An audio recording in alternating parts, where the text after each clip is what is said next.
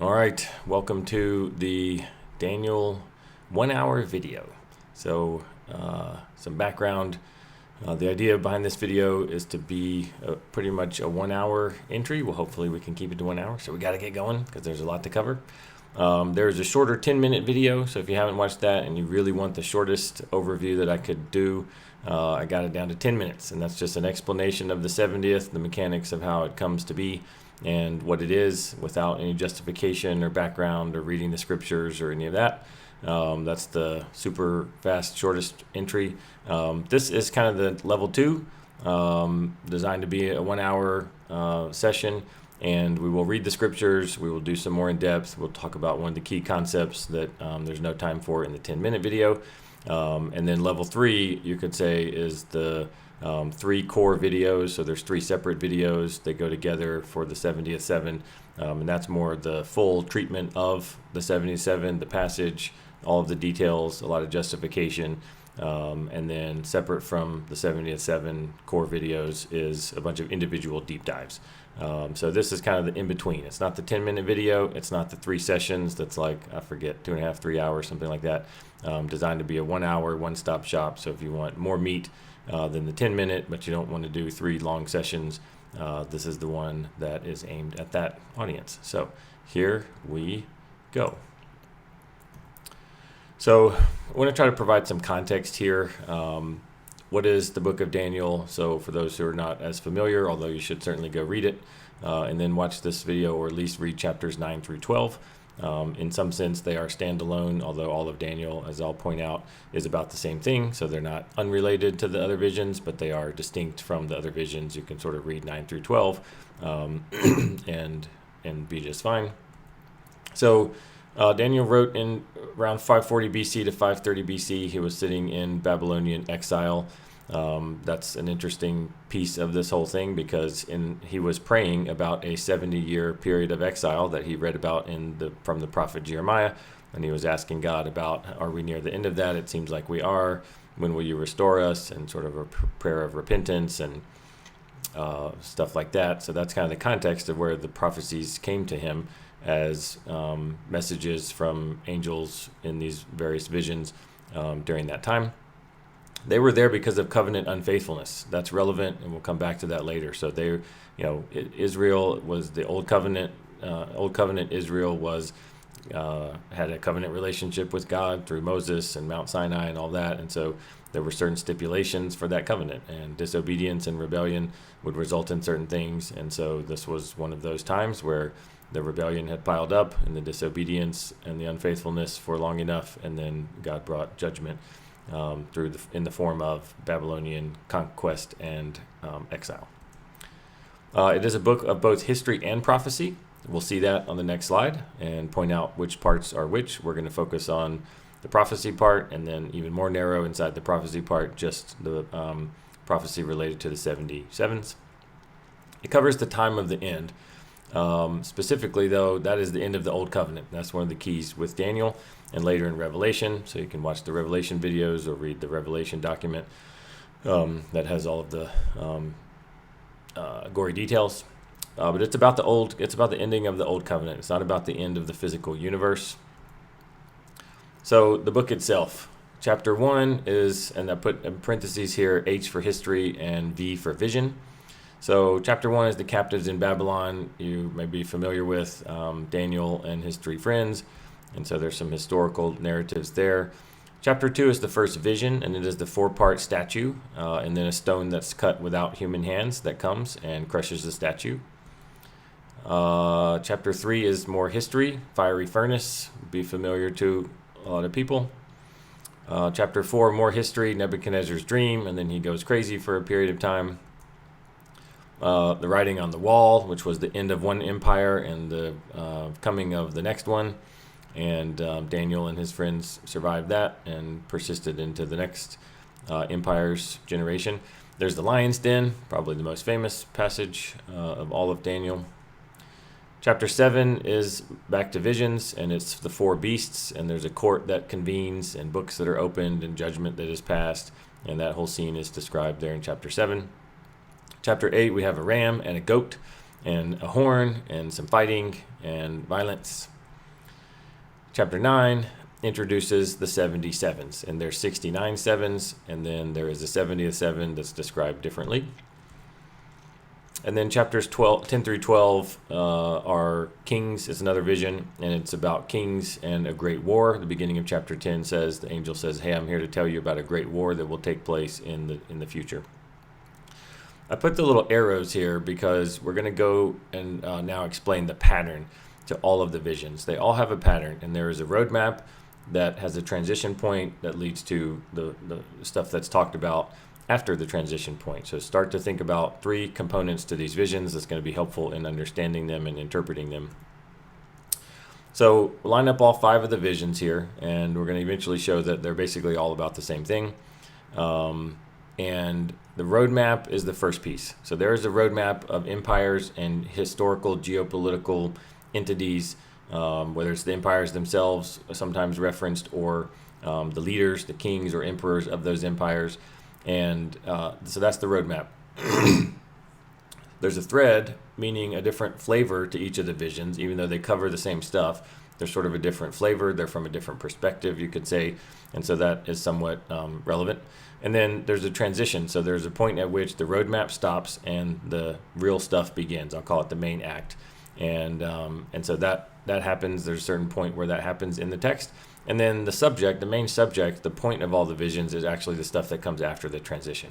The roadmap is not the purpose. The roadmap is to give us historical markers so that we can understand and know the time of Christ. It was to point to him. And then the real stuff after the transition is that vision's perspective on that cosmically and covenantally significant period, which is essentially the 70th seven. Okay, so going through them briefly. We're not going to read the text of each one. You can go do that. And actually, there's a separate video that does it. There's a deep dive video dedicated to the rest of Daniel, and it covers all of the 5 more in depth. So we're going to breeze through it a little bit here, trying to give you the condensed 1-hour version of all of this.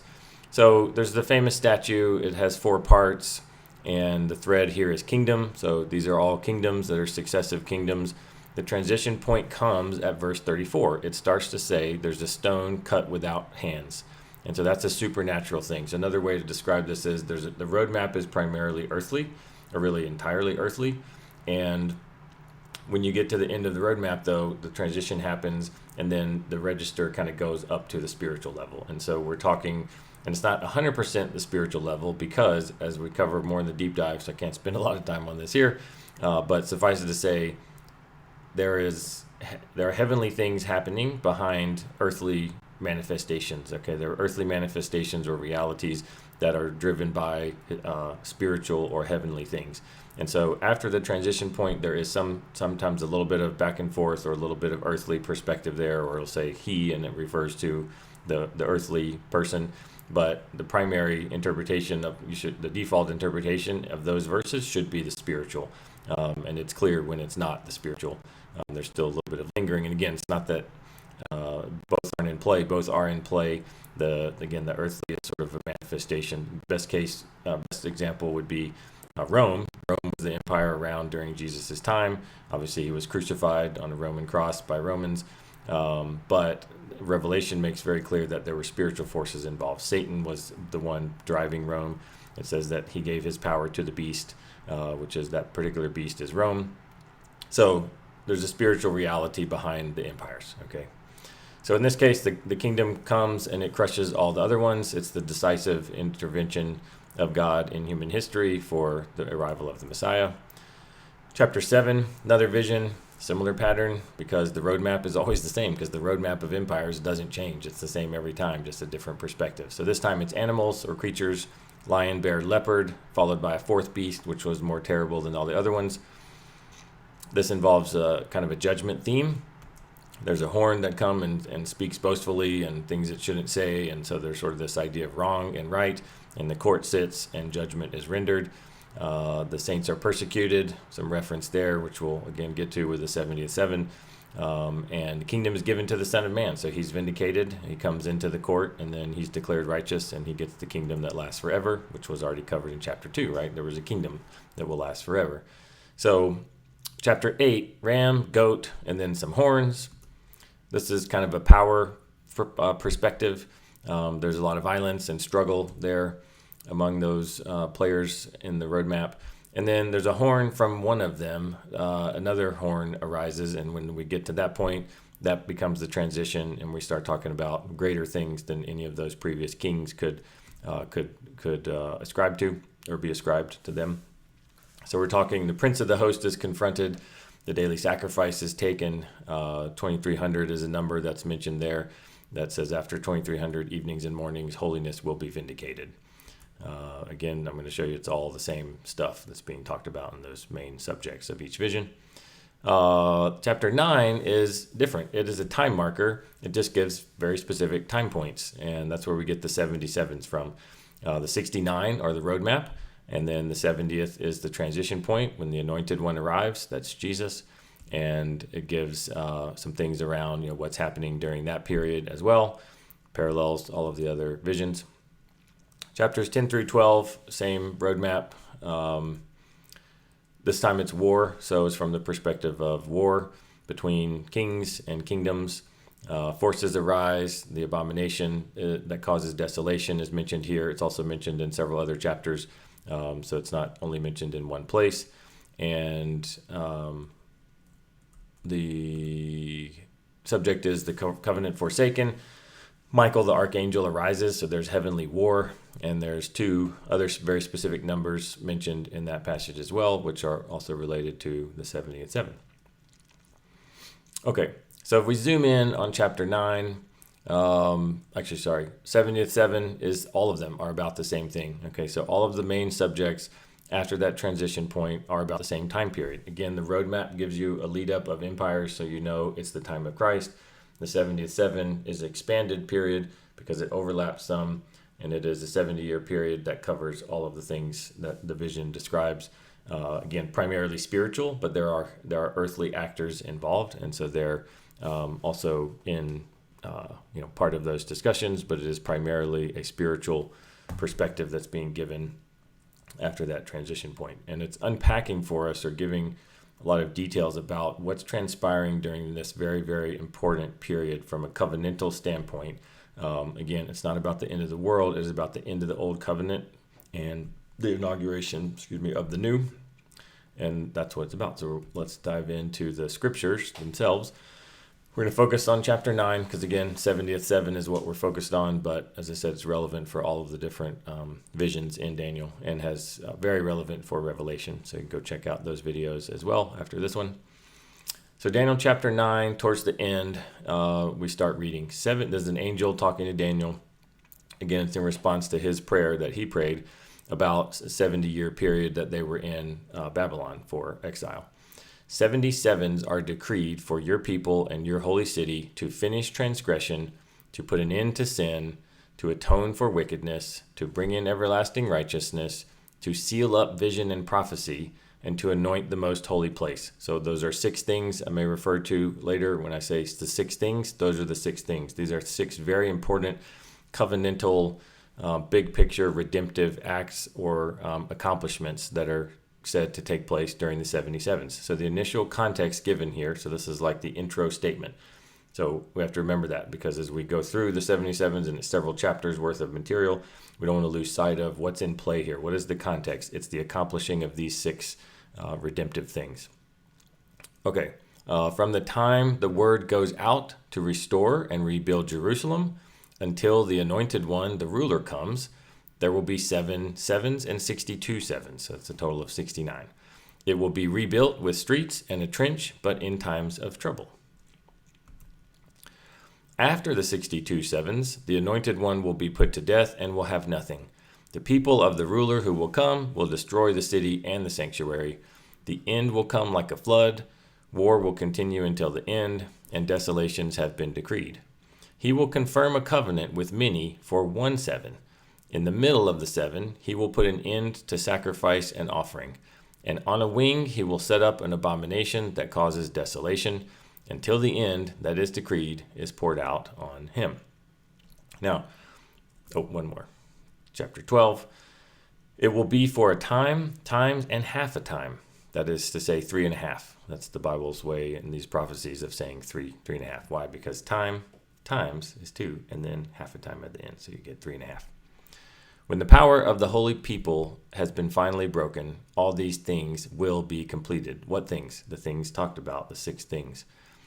From the time that the daily sacrifice is abolished and the abomination that causes desolation is set up, there will be 1,290 days. Blessed is the one who waits for and reaches the end of the 1,335 days. So I may refer to those as the 1290 and the 1335 numbers. That's where they come from. They are right here. It's a number of days mentioned, but as we'll learn, it's not exactly days, and so we have to make some adjustments. Okay, so those are the primary passages that we're talking about with the 77s. So I'll reference back to some of these. Certainly may want to consider pulling it up on your Bible while you read through this or while you watch through this. And as we refer back, you can kind of glance back at those particular verses as we unpack some of the relevant pieces. Okay, so the timeline itself, let's dive into that. So this is the 70th 7 timeline. It is not drawn to scale because it doesn't work to show it all on one slide if it's drawn to scale. It is kind of harder to see what's going on. So it's not to scale, but hopefully you'll see schematically it'll make sense. So the first thing to point out here with this is that this timeline is very well established for the 69 sevens. There are some disagreement. I won't unpack it here. Got the whole deep dive videos on some of those details that cover it more in depth. But suffice it to say, this math is not new. People have been trying to do this math for a long time. There's a few different ways people do it. I think this is the most supported way. One of the other common ways, I think, has sort of a reason that they want it to be that way, and it's a stretch, and there's a few places where it breaks down. So just literally the math doesn't work right. So this one, the math works, and for the 69 sevens, I think the best way. Incidentally, for what it's worth, our definition of the 70th 7 here is not contingent on this. And so even if this were to be wrong, this piece, or some other people say, well, we don't like this one, we want that other one, you still can have the 70th 7 be the way that we're going to describe it here because they're not connected. The math of the 70th does not build directly from the 69. It kind of is a separate thing, which we'll get to in a second. But first, the 69, what are they? So it is 69 sevens. The scripture doesn't say that it is a 7-year period. It doesn't say what the period is. It just says sevens. So we have to decide. We have to guess, and we have to check and think about it and stuff. So it doesn't say what it is. Turns out, though, that if we take the time unit to be 1 year, then a 7 of the 7 is going to be 7 years. And if you do the math on 69 times 7 years, and you multiply times 360 days in a year, and that's because the ancient Near East, both Jewish and Babylonian calendars were based on the lunar kind of 30-day period and 30 days in a month, and then 360 days in a year. That's not totally arbitrary. There's plenty of historical reasons to say that. You can also go back to Genesis and read the flood narrative, and you'll see there that 150 days is equated with 5 months. And of course, 150 divided by 5 equals 30. So 30-day months was a normal thing for calendar purposes back in those times. And even in the Bible itself. Also, there's a reference in Revelation that does the same math. So very well established to do that. And it makes sense because God and the angel in this prophecy would be spoken to Daniel in a way that he could understand and his readers would understand, right, or his listeners.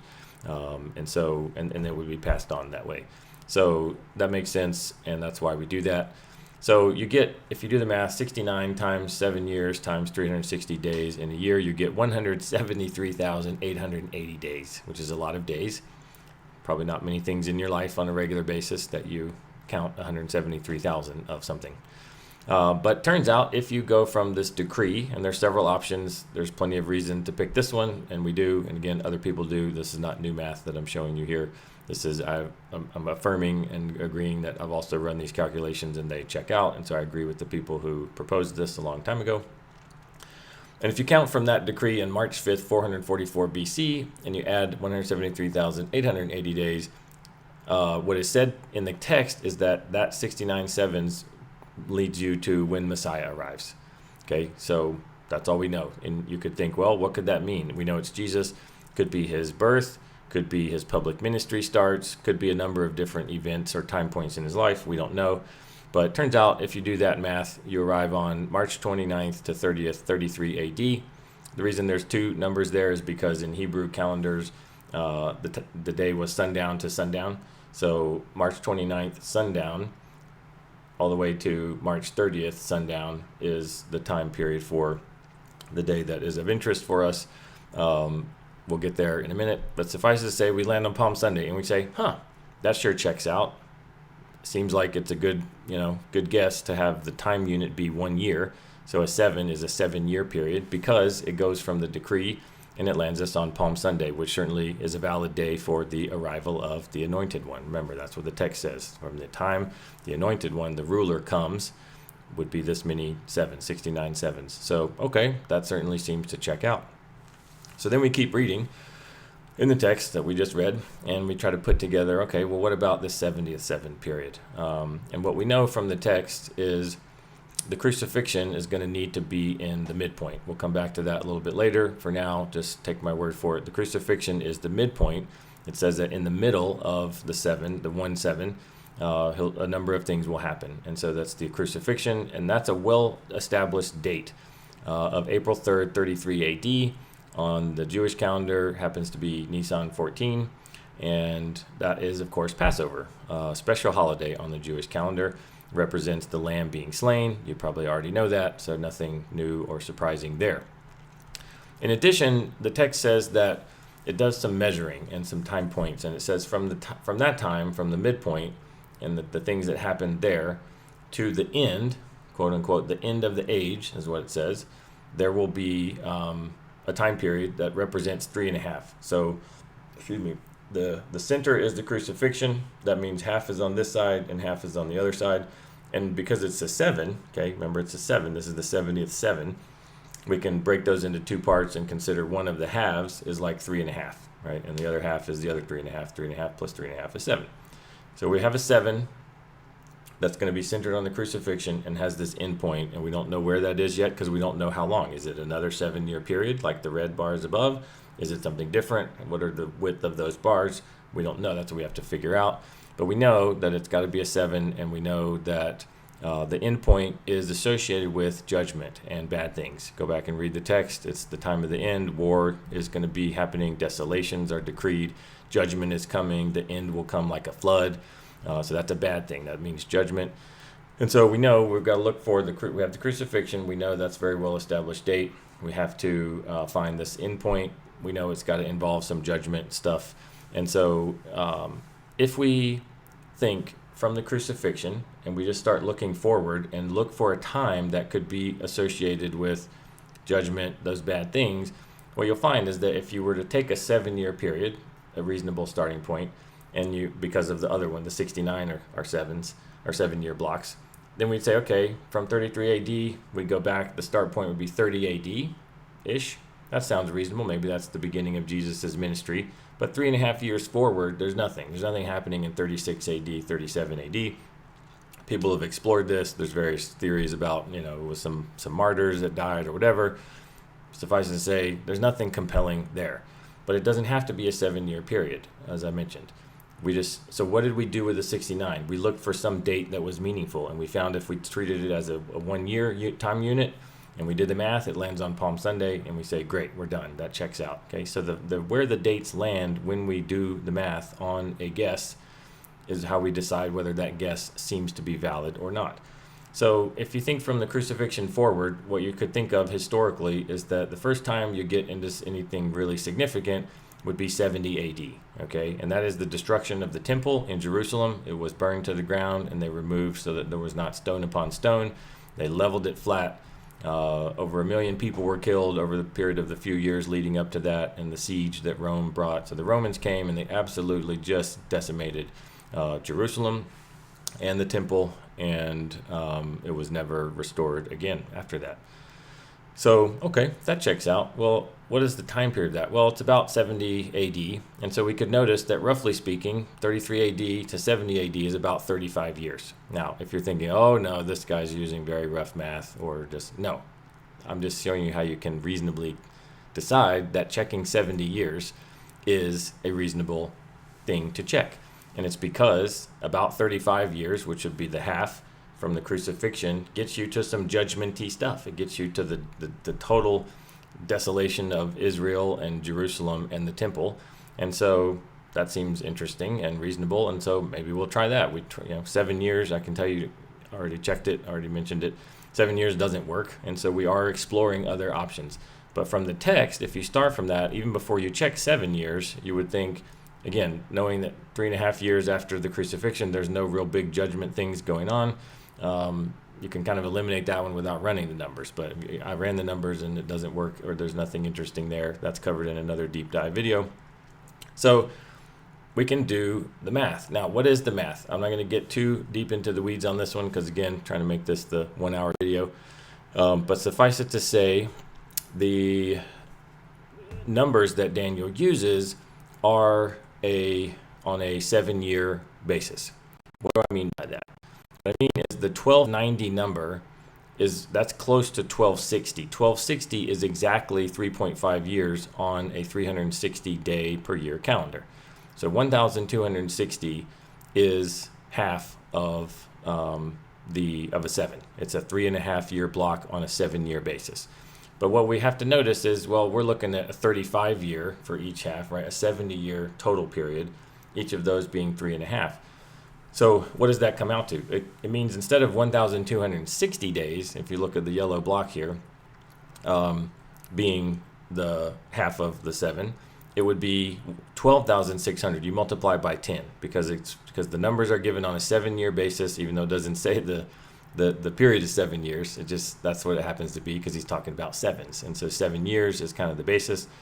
And so to go from 7 years to 70 years, you multiply by 10. And so where Daniel says 1,260 days is the time times and half a time, we're multiplying times 10. So it's not actually 1,260 days, it's 12,600 days.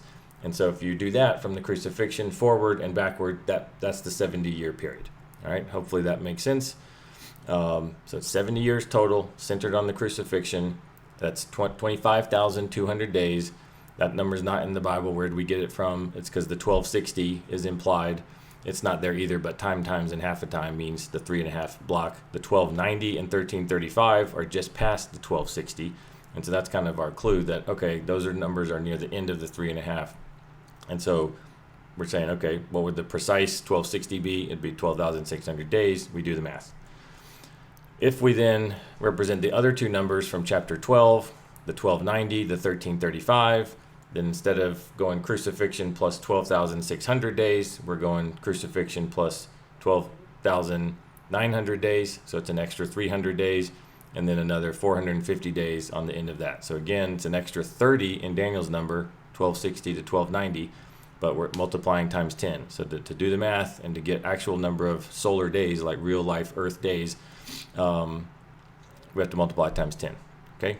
So this gives us, we can now check this. Like, okay, I want to count from April 3rd, 33 AD. I want to add 12,600 days, and then I want to subtract 12,600 days, and then I want to do the extra 2 things, and I end up with 4 dates that I want to check. I want to know what those dates are after having computed the math, trying to check whether this idea of the 70 to 7 being a 70-year period checks out or not. Turns out it gets very interesting. So so the date we get is October 2nd, 67 AD. Nothing really interesting happens in history, and this is where some of the other attempts at this, I think, kind of hit a dead end, is because we were looking in the wrong place. If you look at October 2nd, 67 AD, there's some stuff happening. Rome is always there doing stuff, and Jerusalem, things are happening, but nothing really compelling. The judgment doesn't seem to have really come. The temple's not burned until 3 years later, etc. So we go, okay, well, why is that an interesting date? How do we know? It certainly doesn't jump out like Palm Sunday did for the arrival of Messiah. Okay, that checks out. But judgment, like nothing really seems to be a big judgment event happened on October 2nd, 67 AD. But if we jump over to the Jewish calendar and we convert that date, turns out it's Tishri 4 to 5, which is called the Days of Awe. It is a big feast on the Jewish calendar, and it is a feast of judgment. A feast of judgment. Judgment has been decreed is what that feast is representing. So it's not exactly a positive, happy judgment. It's kind of a negative connotation, a mournful type of thing, that judgment has been decreed by heaven. So, okay, that fits our end of the age and judgment. Their desolations have been decreed, right? Those words are used in Daniel. So that one is interesting. We go forward one and we calculate the 1290 marker occurs on July 28, 68 AD. We go, again, nothing super compelling happened in history that day in Israel or Jerusalem or with the Roman Empire. But on the Jewish calendar, it's Av 9. That you may not be familiar with, but that is a very famous day. It's called Tisha B'Av, and it is the darkest day on the Jewish calendar. I'm an American, so for those of us who are Americans, it's 9/11. Okay, it is 9/11 on steroids. It also happens to be the day that the temple, that remember in Daniel is sitting in Babylonian exile. The temple has been burned already by the Babylonians. Guess what day it was burned on? That's right, Av 9. Tisha B'Av is a memorial day remembering the destruction of the very first temple. Okay, it also so happens that 2 years later, exactly 2 years later, from 68 AD, so in 70 AD, Av 9 is when the temple was destroyed again. Now, obviously Daniel didn't know that one at this point in time because this is 500 BC or whatever. But that date certainly represents desolation. You can't think of a better day. You can't find a better day on the Jewish calendar to represent desolation and destruction than that. That is the day the temple burned, and it would later, 2 years later, be the day the temple would burn again. So, okay, now things are heating up. That's an interesting pair. Judgment and then desolation. It says wars are decreed till the end, and desolation, or there will be war until the end, and desolations have been decreed. That one checks out in a big way. So we say, okay, let's keep going. What is the 1335 marker? Turns out it's none other than Noah's flood on the Jewish calendar. You can go look it up in Genesis. The day the floodwaters, the great deep, the waters of the great deep were broken up and the rains came was this day. Why is that compelling? Because recall back to the passage. The end will come how? The end will come like a flood. That's literally the words that Daniel uses, the verbiage. So that checks out. The end will come like a flood. The final date marker we get, again, on the Hebrew calendar, the regular calendar, things were heating up in October of 69 AD, or about 9 or 10 months or whatever from the next August when the temple is destroyed and Jerusalem's totally sacked and burned. But war is already happening. There's stuff happening during the several years. It's a pretty terrible period, several years leading up to 70 AD. So it's not like they just marched in on the very last day and that was the only day of bad things. So the flood, the end will come like a flood. Wow, that one checks out. So now we're thinking, again, similar to Palm Sunday, the dates that we're computing are starting to light up like big light bulbs. And so now we're thinking, all right, we got 4 of these dates. Crucifixion was already a significant feast day that was handed to us. We just computed 3, and they seem to really make a lot of sense in light of the flavor of the text. What was happening? What was Daniel talking about when he gave these numbers? It's these words that check out. The end, desolations are decreed, war. The end will come like a flood. That is a flood of judgment and sweep everyone away. If you recall Noah's flood, that was not a flood of happiness. That was a flood of judgment and death and destruction. Okay, but now we go, well, we had Palm Sunday, and that was a meaningful day, but Palm Sunday is a Christian theme. And so now that we've seen this pattern of these dates didn't make sense as just historical dates, what made sense was their corresponding date on the Jewish calendar for that day. So we go back and we say Palm Sunday. Let's look that date up on the Jewish calendar. It's also not just a regular day, a blank day on the calendar. It's a meaningful day. It is a holiday. And it is Lamb Selection Day, Nisan 10. You can go look this up in Exodus. 4 days prior to the Passover, every household was to pick their lamb. So they didn't just get the lamb, they just grab a lamb on Passover and sacrifice it. They picked the lamb, and there was a whole process. And they picked it 4 days prior, and then it hung out, and they checked it again and again and made sure that it was healthy and not sick or anything like that leading up to Passover. So there's an inspection period of 4 days prior to Passover. And they picked that lamb on Lamb Selection Day. Turns out that is that day, March 29th to 30th on the Hebrew calendar. Nisan 10 is Lamb Selection Day. Wow, now we've got 4 or 5 dates here and they're all lighting up like a Christmas tree. And now we think, what about the other two? Let's go back and look at the decree. The decree was given, and so it's not a computed date. We had to pick from the decree, and you can go look this up. Again, we've got other videos, all the details there, the different options. Think Ezra and Nehemiah. That's this time period. The decrees were given when Ezra goes and rebuilds or restores temple practices. Nehemiah goes and rebuilds the wall, right? And so that kind of rebuilding period is what's in play. By the way, that's the 7. So the 7, about 49 years, but there's not a specific day because it sort of didn't finish on a certain day. But the rebuilding of Jerusalem and the temple after Daniel, got this prophecy took about 49 years from that March 5th, 444 BC. So the time period checks out. The 7 is that rebuilding. Go look at the text again. Says it will be rebuilt with streets and a trench, but in times of trouble. If you recall, Nehemiah and those guys were getting harassed by the neighboring nations, and so there was, there were the famous line of shovel in one hand and a sword in the other, right? While they were building, but also ready for war. So that's what that 7 is about. So anyway, but we have this date that was given to us. We had to, basically pick it. It's not from the math, so maybe it's not significant, but maybe it is. Let's look it up on the Jewish calendar. Oh, turns out it's Nisan 1. It's the new year for kings. It's the time when a new era begins, the era of a new king. That certainly checks out. I drew this diagram with red to try to symbolize the red carpet, because that's what it is. This is the beginning of the red carpet.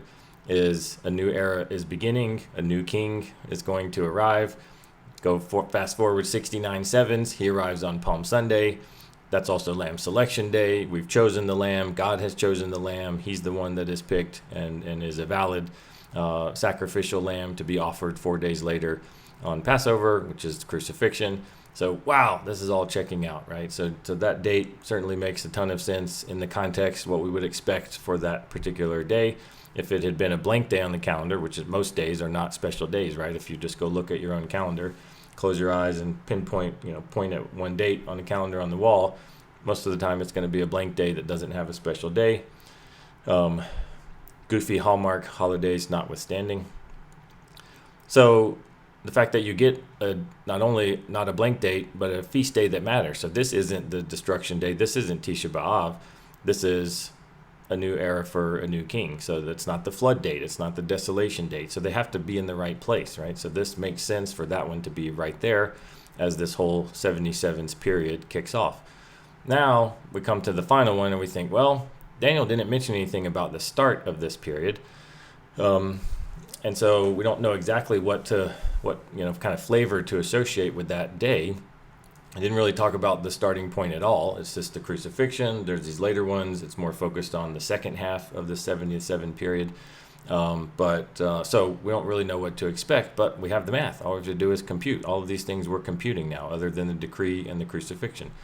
So we take crucifixion and we rewind. We subtract 12,600 days. We land on October 4th, 3 BC, to the day. Not only is that a window, well within the window that a lot of good, solid scholarship exists, saying that the birth of Jesus could happen within this window, and this date is very well within that window. But we are looking at, and so in that case, on the day, something very significant happened, the incarnation. But on the Jewish holiday, we look over at the Jewish calendar, it's also, again, significant. It is Tishri 22, which is a very specific day. It's Shemini Atzeret, which is the 8th day of the Feast of Tabernacles. And it is the most intimate day of that feast. It is the day not only when God dwells with man, which is sort of the first 7 days, but it is the more even special, familial, and the idea behind it is that God says, hey, at the end of the feast, stay with me an extra day so we can be together, kind of like with your close family, intimate family that you're very comfortable with and close with. Stick around an extra day after the others have left and just be together. So it's a very intimate God dwelling with man concept and flavor to that feast and that specific day. And so obviously, the Word was made flesh and made His dwelling among us. And so those of you, I'm assuming most of you are Bible readers, that one also lights up in your mind and it just sort of screams at you like, okay, wow, all right, that checks out. So we end up with these 7 dates. 7 dates. 2 of them are given. The decree and crucifixion are just established. But then we do the math from there. And we know the math is right, or we decide what the time unit is based on the dates. The text doesn't say they're all 7-year periods. We decided that the red one there is 7-year periods because from the decree it lands on Palm Sunday. It was okay. It looks like it's a 7-year period. The 70th, we don't make that assumption. We didn't make that assumption with the red. We figured it out. We checked different things, and the only way, it can't be 7 weeks. It can't be a period of 7. Isn't a 7 weeks or 7 months. That doesn't get you to Jesus. So we sort of knew that one was more clear for people. Oh, you need it to be a year basis to have 69 times 7 years times 360 days gets you to around the arrival of Jesus. And so that one was kind of more locked in and more clear. Okay, it's a 1 year basis, therefore a 7 is a 7-year block. But the 70th doesn't have to be that. We don't know, and so we don't assume that. We say, what does the text tell us? And we do the same thing we did with the red, and it turns out it's a very reasonable guess to be a 70-year period because of that judgment happens around 70 AD, and we go, oh yeah, that's about 70 years. Let's take 70 and do the math. And boom, you get these dates. So again, the Palm Sunday is a computed value. Incarnation, judgment, desolation, flood, all computed values. We're not making any assumptions about that. We didn't look for those dates or those feasts or say, oh, let's call it this. No, we just do the numbers. We run the math from the crucifixion day, which is a very well-established date, both astronomically. There's some astronomical requirements, and I think it's lunar type stuff. And then also that Passover falls on a Friday, which it doesn't always. And so that's one, you have to go several years on either side before you find another Passover that happens on a Friday. And scripturally, the Bible is clear that it was a Friday and it was Passover and so forth. So very tight date. That's very tightly correlated for that April 3rd. And then the rest of them, we just compute for the math, and it lands on these dates. All right, little bonus for you here. Again, covered in more in depth in other videos, but the 2300 number from chapter 8 also aligns. It's Tishri 21, which is the day of the verdict is sealed. That's actually a positive thing. So it's actually the verdict is sealed like vindication. So the party is proved right. That was, sort of, it's like a positive verdict in favor of the righteous party and then against the negative party. So you see kind of chronologically, incarnation, crucifixion, the verdict is sealed in favor of holiness from chapter 8. Then the judgment marker from chapter 9, so I've labeled them there for you. And then chapter 12 has the 2 other ones, the desolation and the flood. So again, you can see here just from the diagram, the consistency of Daniel's visions. They're all talking about the same thing. It is the 70th 7. The roadmap is the red. So the roadmap is what gets you there, 69 sevens. Other views are empires. Okay, this empire leads to this one, leads to this one. Boom, then now we're in the big stuff. And what is the big stuff? It's the yellow and gray bars here. Okay, on the screen.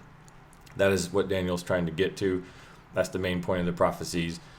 When it transitions and starts talking about those, then things are more spiritual. We need to understand it as a spiritual thing. Again, not that there's not earthly manifestations. There are. I'm not saying the whole thing is spiritual and doesn't mean anything. We got these dates from those parts. The 1290, the 1335 is in that post-transition period. So I'm not spiritualizing away things into the ether.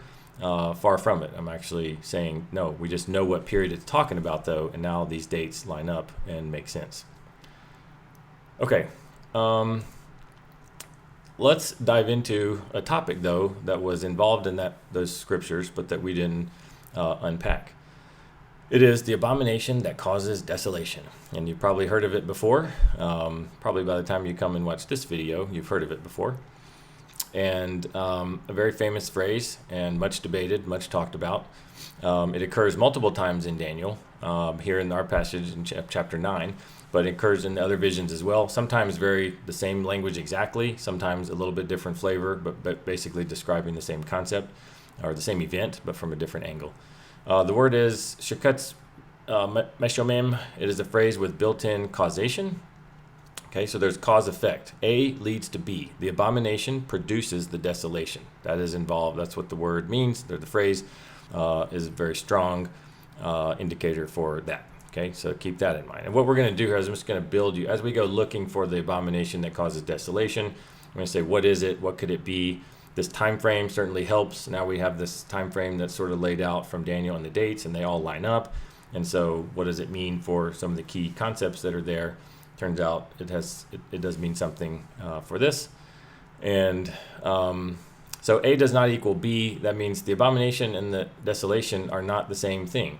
One is the cause, the other is the effect. If they are the same event, it doesn't make any sense to say that the thing caused itself, right? So you got to have a cause, you got to have an effect, and they need to be two different things. A precedes B. The cause must come before the effect, but it doesn't say how long there needs to be between the cause and the effect. If I punch you in the nose, the cause of my fist and the effect of your nose hurting is going to be simultaneous, but the handcuffs that later get put on my hands because of the assault could be the effect, but it comes later. But it's very much directly related to the punch, even though the effect of getting arrested may not come that very moment. It may come quite a bit later, but the cause and the effect are directly linked, and they are inseparable in that sense. So they are inseparable from a cause and effect perspective. They can be separable from a time perspective. All right, so we're looking for some single event that causes desolation. We're not looking for the desolation, although we're interested in what that desolation is. But we're looking first for what is the cause, and then we can maybe figure out what the desolation is. Okay, turns out there's an Old Testament pattern for some things that cause desolation. And it's the same pattern over and over. And you'll see it in Deuteronomy, you see it in Jeremiah and Ezekiel. And it is covenant violation. So when there is a unfaithfulness to the covenant that Israel had with God, then there comes divine judgment. There's a period of patience. God is merciful, right? But at some point he starts to say, hey, you need to change this, you need to stop this, or whatever, or there's gonna be consequences. Eventually that judgment is rendered, and the desolation is what's decreed. But that may not happen right away, right? So there's sort of a time gap between all three of these in a lot of cases. There's violation first that stacks up over time itself. Then there's a period of, exhortation, plea to stop doing these things. There's prophetic warnings that, hey, judgment's going to come. Then at some point, judgment is rendered and says, hey, now it's done. It's going to happen. It's only a matter of time. Desolation is going to happen. And then eventually it does. So there's a separation in time, but that pattern is very, it's very present in the Old Testament. Multiple times, unfortunately, that covenant violation led to divine judgment, which led to desolation. Israel breaks the covenant. Generally, the desolation comes from foreign armies. They invade, and bad things happen, and that's the desolation. That's the sort of effect or the punishment. But the cause of that, those foreign armies arriving, was because of the breaking of the covenant, was because of disobedience of the covenant. Desolation is always the consequence, it's never the cause. So when the armies are there, it's because they had already disobeyed God. The presence of the armies wasn't the disobedience, it was the cause or the effect of the disobedience that happened prior. So we would naturally be looking for covenant violation by Israel. That would be the first thing when we talk about abomination that causes desolation. It sounds like it's something that is an egregious violation. That means covenantal. And so we're looking for a covenantal, we need to be looking through a covenantal lens when we think about this. So if we test some candidates, Roman flags in the temple is one of the common things that's thrown out there. And you may have heard of that when the Romans put their flags up in the temple, that's the abomination that causes desolation. But we asked the question, what covenant did Israel break? What aspect of the covenant did they violate in that case? Did they put the Roman flags up? No, they didn't. Did they want the Roman flags there? No, they did not. Did they want the Romans to be in their temple or in their city or in their country at all? The answer is no. So Roman flags going up in the temple certainly represents a significant thing, but from our perspective here, at best it could be associated with the desolation, but it can't be the cause of the desolation. Remember, it's cause and effect. And so Roman flags in the temple doesn't really work. It's Rome's act. It's not Israel's act. It's the aftermath of something that has happened prior. Sorry for the runoff here on the screen. Antiochus is pig. If you don't know who he is, you can go look up. We have a deep dive on him. It's covered in a couple of videos, as well as including a dedicated video to his specific situation. He's a foreigner desecrating the temple. He did do that in BC. This was prior to Jesus. But that wasn't Israel's breach of the covenant. Israel didn't do that. Antiochus did that, and they didn't want him there, and they didn't want him doing that. Similarly, a future Antichrist would have the same problem. Some foreign actor.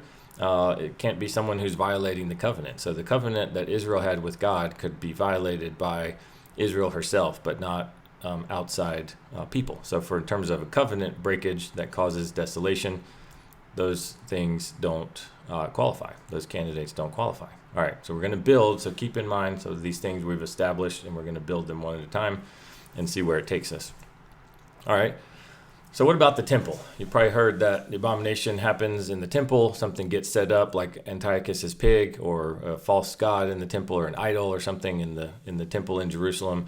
And that's the abomination, is something along those lines. Well, it turns out in chapter 9, verse 27, there is no temple. It says on a wing. Your translation might say on a wing of the temple, or at the temple, or upon the pinnacle of the temple. But if you look at footnotes, you get a Bible that has some study notes. In the footnotes, you'll see that it talks about this. You'll have several lengthy footnotes, actually, because this verse is a challenge to translate. But you'll see the word temple is not there. And there is a word for temple, and it's used elsewhere in Daniel and the Old Testament, but it's not used in these passages. It's not used when it's talking about the abomination that causes desolation. It doesn't say that it happens in the temple. It does not say that. You go look that up. I'm not making that up. Also in chapter 11, verse 31, another place that the same words and phrases are used in terms of abomination that causes desolation. No temple there either. Also, no temple in chapter 12, verse 11. Again, we cover these concepts more in depth elsewhere, but you can go look that up, and you can watch our deep dive on this particular topic where we cover it more in depth, but the temple's not there. Okay, we've been reading temple into a text that never says it. The word is there in other places. The temple will get destroyed. That it does say that. It doesn't say the abomination that causes desolation gets set up in the temple. All right, and besides, we already established that the destruction can't be the cause. So if the temple gets destroyed, or even desecrated before it gets destroyed, that's not the cause. That can't be covenantal violation unless it's done by Israel. In some cases, it was done by Israel in the Old Testament. So if it's done by Israel, then maybe, but the word temple isn't there. And so the building's not mentioned. Excuse me. And so we don't need to necessarily be looking for a temple. It doesn't mean it couldn't happen there, but it's not a requirement, okay? It's not a requirement for the abomination to be something in the temple building. Okay, another thing is, and some people may be aware of this, some may not. This is, again, not a new thing. I'm not the first one saying this. Mark chapter 13, verse 14, it says, standing where it does not belong, but that participle is masculine.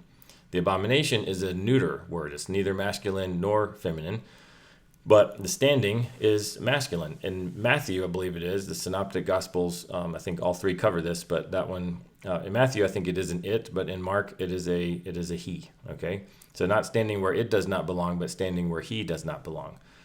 Again, this is not a new concept that the grammar demands a person, not an object. People who have different views than what I'm presenting to you here use this as scriptural justification for the Antichrist being a person, that the Antichrist figure is a person, and he standing where he does not belong, they read that as well, as a person, not a thing. Okay, so I'm agreeing with that. Some people in a very different camp than me, but I agree with their reading, so that's not just a new thing that I'm saying here. They're reading the grammar correctly, but I think they're applying it to the wrong person. I don't think the Antichrist that is in the future, which is, I actually don't think there is one. We'll cover that in other videos as well as Revelation. But it's a person, not a thing. So it's not the pig on an altar that gets sacrificed on the altar in the Holy of Holies. It's more associated with a person from some of these other verses. So we're piecing things together. We're kind of adding up, like, what is this going to all add up to? They have to, all of these things have to be true to be consistent with all of these different passages. All right, another one is from Daniel, covered multiple times across the different visions, is the end of sacrifice. From the time the daily sacrifice is abolished, is mentioned several times. It also says, and the abomination that causes desolation is set up. So it links those. They're in the same sentence. And this word and is, the Hebrew verbiage is it connects those two. They're connected, same way we would say it in English. Like from the time, from from the time that A and B happen, there will be this much time to this other time point. So the A and B are linked together, two events, but they're stated as one time unit. Again, this is not the cause and effect. This is the daily sacrifice being abolished and the abomination that causes desolation. Those two are linked and says from the time these two things happen to some other event, and it measures the time. So those two are considered happening at the same time. So the and links them, they're simultaneous, same moment. So the daily sacrifice being abolished and the abomination happen at the same time. And recall from the previous slide, it's a person. It's a person whose presence involves or is the ending of sacrifice. All right. Another thing is standing where it ought not to be. Okay, Matthew 24 says standing in the holy place, and it says standing where it ought not. This word holy place here is not the Holy of Holies. Again, we said there's no temple. This is another angle on the not being a temple requirement for the abomination. It's not the word for Holy of Holies or the phrase for Holy of Holies. There is a specific phrase for that, and Matthew knows the phrase, and it's used in the New Testament and the Old Testament. But this is not that phrase. That's why it's usually lowercase capital or not capitalized in English translations. It's lowercase and it's standing in the holy place or a holy place. It's a generic place of sanctity. It's used for the temple sometimes, for Jerusalem sometimes, for all of the Holy Land of Israel, the entire land given to Israel in the Old Covenant, and even Moses, where he stood or standing on holy ground. So it's a very flexible general term. It is not the Holy of Holies. That is something different. So what we're being told is that something profoundly wrong is present where it should not be. Okay, something that really shouldn't be there, standing where it ought not. The word abomination involves something revolting, right? Something horrifying, something terrible, something really, really bad. And not just that it's really bad, but its position is also very bad. We're looking for something that involves shock and awe when we talk about this verse or this phrase. And so potentially one of the worst events in history, I'll say here, the history of the universe. So we summarize all those things we've covered now. Let's put it all in one slide and say that what checks all 7 boxes here. It has to piece all these passages together that are about the abomination that causes desolation. It has to cause desolation. That's the first one. Okay, it's the abomination that causes desolation. That's from the straight verbiage, the words themselves. It needs to involve a covenant violation by Israel. So for something to cause desolation, it is a covenant. It is a break of the covenant. It is a rebellion against what God had put in place in the covenant that was in existence between God and Israel. It has to not be the destruction itself. It has to be the cause of the destruction. So again, we have to split. A causes B. A and B aren't the same thing. A causes B. So we're looking for the cause and some that's going to have some effect of destruction and desolation, but it itself is not that desolation. No temple required. Doesn't say that it needs to be something that occurs in a temple, the physical temple building. It seems to involve a person because of some of the personal masculine pronouns that are used in some verses. It definitely involves the ending of sacrifice. Recall the 6 redemptive things that Daniel's 77s were talking about in the first place. One of them was put an end to sin. And it's abominable. It needs to be something really, really terrible and horrendous and bad. Probably have seen where this is going at some point prior to this moment. But I cannot think of anything in the past or that could ever occur in the future that could satisfy all 7 of these things that the scripture demands for this abomination than Christ crucified. Christ crucified.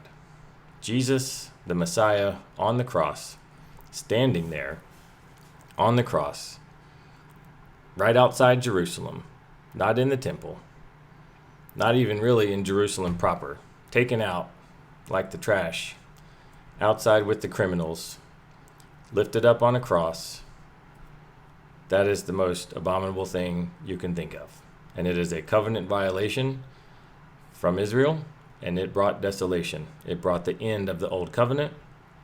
It brought destruction on Jerusalem and the temple itself.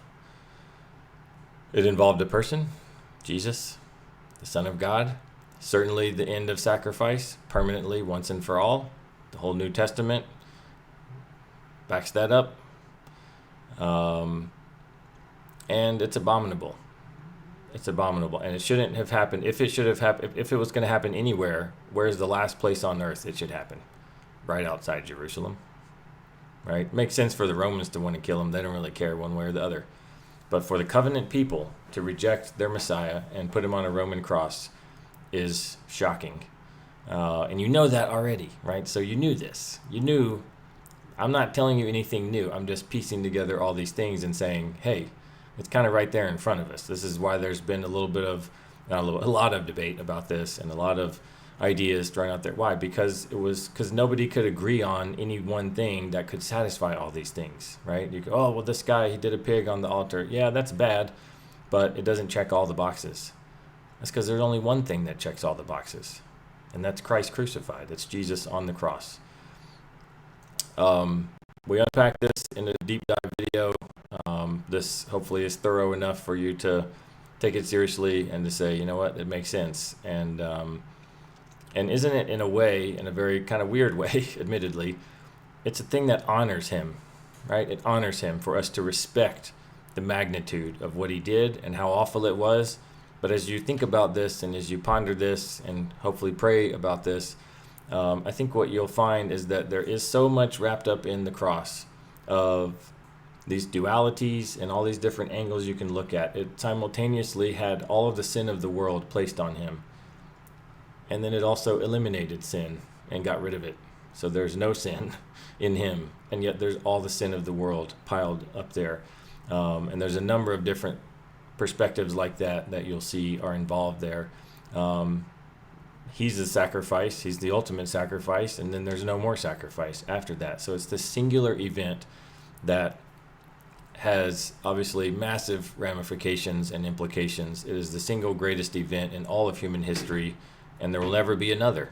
I'll even say it's even greater than the second coming, because the second coming is just him coming for the mop-up exercise and to wrap it all up and finish the work that has been started. Read the New Testament. The work has been done on the cross. It was finished. He said it is finished.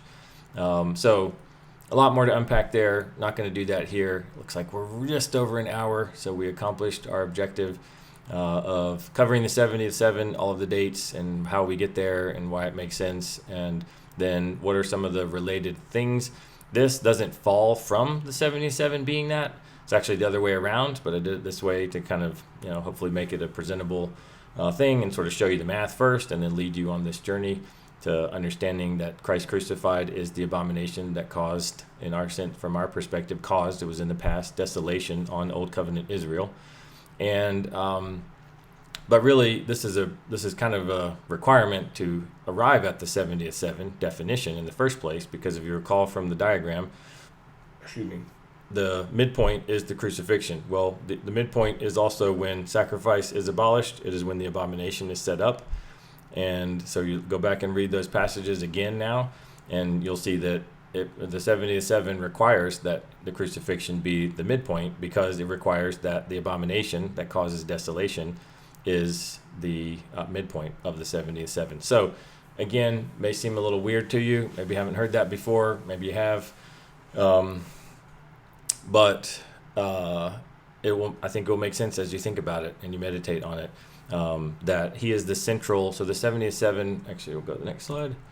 Two little slides here just real quick. The 70th lifts him up. It glorifies Jesus. Why? Because he's the point of it. He's that gold bar. His birth, his crucifixion, and then the following, which is the setting up of the church, the inauguration of the new covenant, and the birthing of the new covenant people, believers who are in Christ. And then the end points, which again, not to scale, those end points would be tiny slivers if we actually drew it to scale. But the end being the end of the old, that finishes it once and for all. The temple is destroyed. There will never be sacrifices again or another temple. Again, that may be bothersome to some who have heard certain doctrines about eschatology. We cover all that in the Revelation videos and the Revelation document. But suffice it to say, the 70th glorifies him. It's not some distant period in the future. It's the life of Christ. And the center point of it all is the crucifixion. Doesn't that seem right? Doesn't that feel like, oh, that checks out? So maybe a little new and feel weird to think about Jesus on the cross, the crucifixion itself being the abomination that causes desolation. But part of this package, overall, I think you'll see and agree that it lifts Jesus up. It glorifies him and has him as the midpoint and the center of it all, which is incredible. And the math all checks out. So if you don't like that, you're going to have to argue with the math and the dates. But quickly here, the abomination I've kind of highlighted. So the crucifixion is the abomination. That's a singular event. Okay, so we'll call that this side. The event is the abomination is the crucifixion. The flip side is the desolation, but that happens later and it unfolds over time. It's not a singular event. It's an unfolding over that the second half of the 70th seven is a judgment period. Okay, and a number of things transpire over that window. We'll unpack that in Revelation. But I just wanted to give you a visual of, okay, what is it? It's this. The abomination causes that desolation that unfolds. And so they are linked causally. Cause is the abomination. The effect is the desolation, but they're separated in time. And that's totally legitimate in terms of the way the verbiage is. It's cause and effect, not same event. If anything, again, it's hard to find a same event where the time is the same, right? Again, I punch you in the nose, you're going to feel the effect right away. But for things like this and Old Testament examples, the violation happens, and there's a long period even before judgment finally comes, and then desolation follows a good bit after that. But as far as God is concerned, it's already been set, right? Once he's made the decision, although even then, he's so merciful. Sometimes he's like, hey, if you would repent, though, even after judgment, then I'll withhold that judgment, even up to the last minute. So he doesn't want to bring the judgment, but he will. And the Old Covenant had that in there. It was baked in. Part of this, if it feels disturbing, you should also it should increase your appreciation for being in the New Covenant, where we don't have to worry about desolation. Why? Because there won't be a violation of the covenant anymore, because Jesus is fulfilling the covenant and always will. He's a priest forever in the order of Melchizedek, and there doesn't ever need to be another high priest. He's always going to be there reliably fulfilling the covenant. And so that's a big deal. And so the flip side of that is the Old Covenant didn't have that. It did have desolation decreed if the covenant wasn't kept, and it wasn't kept. The ultimate violation was killing the Son of God, the Messiah himself. One other quick thing, if you want to go and research another scriptural justification for this, is this parable that Jesus gave about the owner who entrusted his stuff, his estate, to some guys, and then went away. And then he sent a servant to check on them. They beat him up. They killed the servants. Then he sends the son, and then they kill the son. And then Jesus asked him, what do you think is going to happen? And he's asking the people who were going to later kill him. And they say, oh, that guy, they're going to get it bad. The king is going to, he's going to send his armies to destroy them. Jesus says, yeah, the king will send his armies to destroy them. So the last straw that broke the camel's back is the killing of the son. And Jesus said it himself, even in that parable. So multiple lines of scriptural evidence we don't have time to unpack here that back this up. But that's the abomination. That's the desolation, but Jesus is the center of it all, and I think that is really cool. And so we'll stop there. That's the 70th 7 in 68 minutes.